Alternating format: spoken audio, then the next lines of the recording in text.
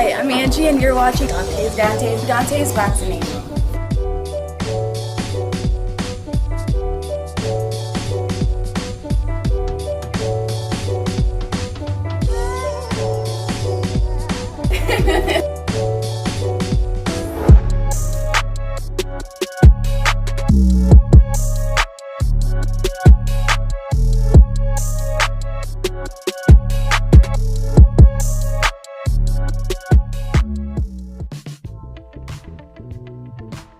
On to the next round, because there's a lot of people saying that my man Crawford ducking Porter, right? Kenny Porter came out saying that he felt like basically Top Rank and Bob Arum is clout chasing off Porter's name. You know what I mean? And then not too long after, Porter had an interview on PBC and stated he have a short list.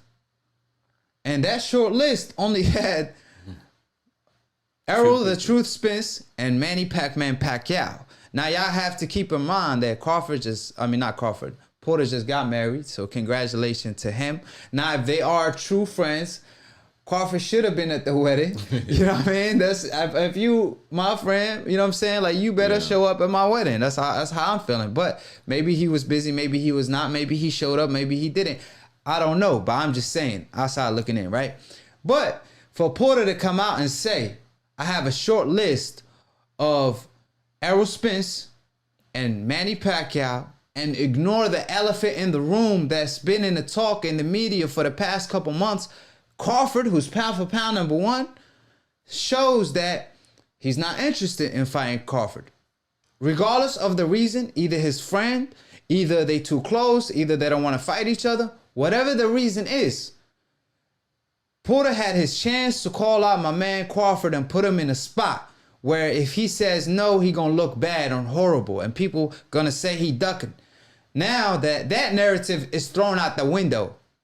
That narrative of Crawford avoiding Porter is thrown out the window because Porter himself didn't call him out. Porter had a chance of saying he want Crawford next.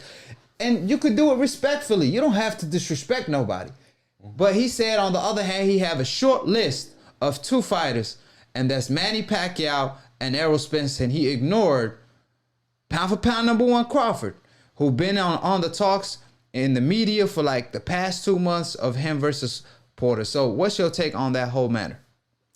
I mean, it's bogus. I'm not the one thing I'm not the biggest fan of Shawn Porter's fighting style necessarily, but one thing that if people talk about it, I was like, you got to give him credit. He has probably fought the most top level welterweights out there.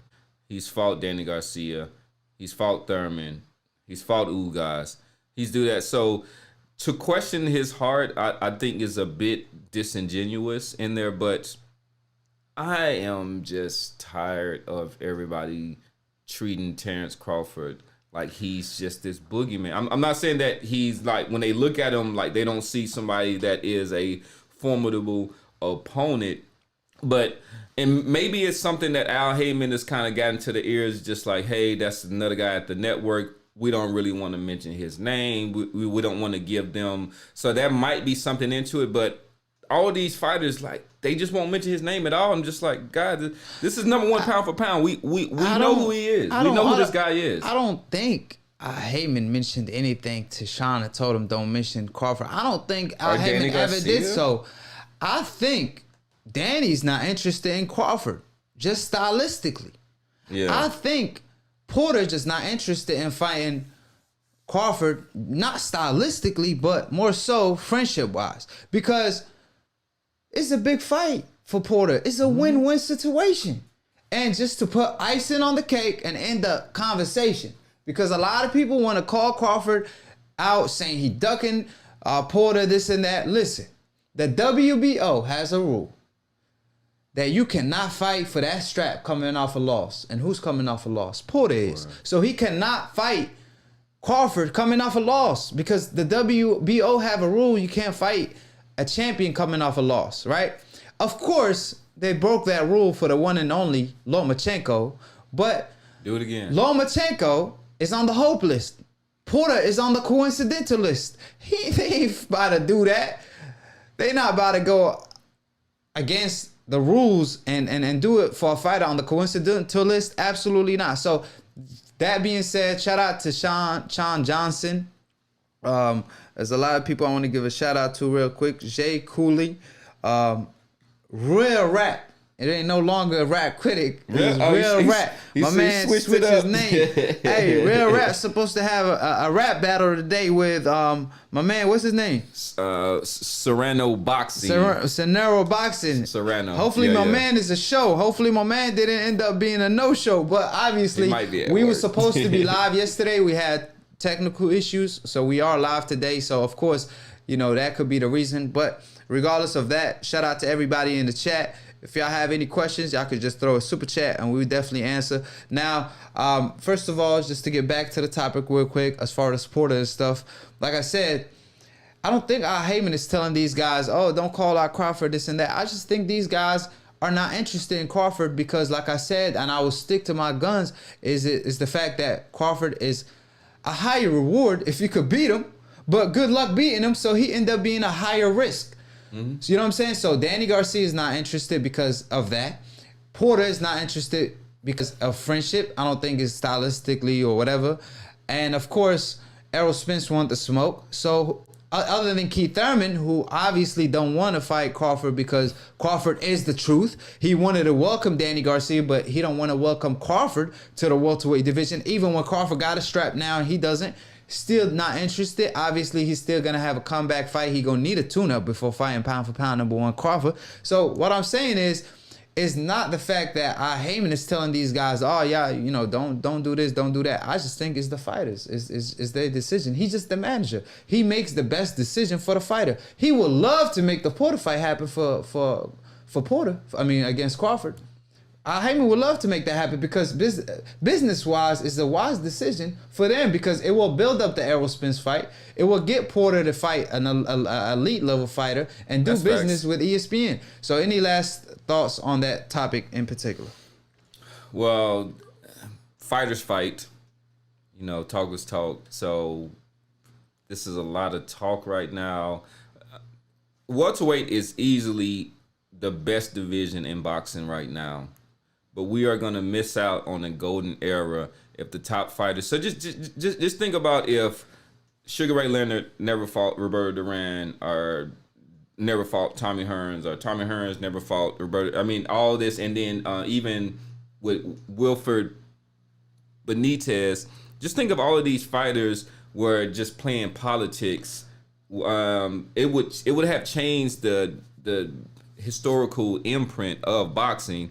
And then so you paid, we're not into bullying and making somebody get into the ring with somebody that they don't want to, but fighters fight, man. But before you hit the bell, I just want to get this out the way. Like the golden era, like people like to praise it and stuff. Let's all be honest real quick.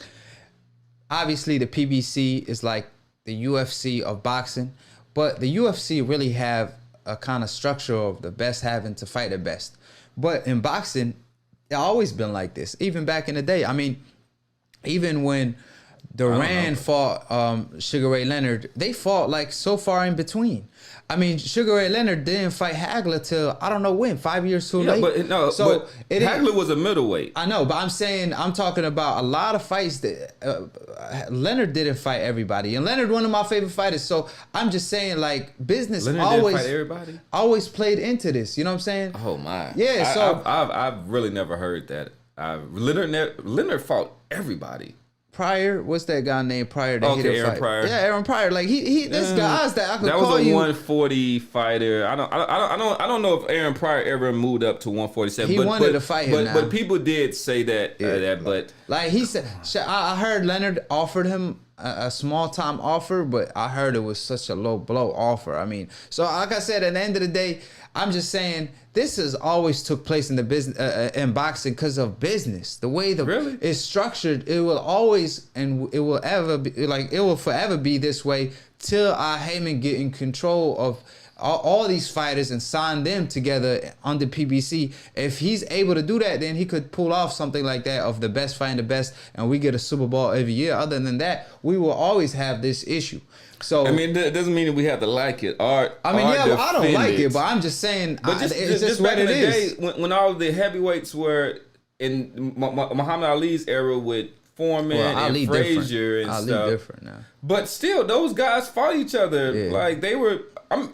People don't understand. George Foreman was a beast. That's a true golden era. Yeah, okay. That's the golden era Yeah. you talking about. But I'm talking about the welterweights in the 80s and 90s. Let's all be honest. They did maneuver around as well. So go ahead, hit the next round. And of course, yeah.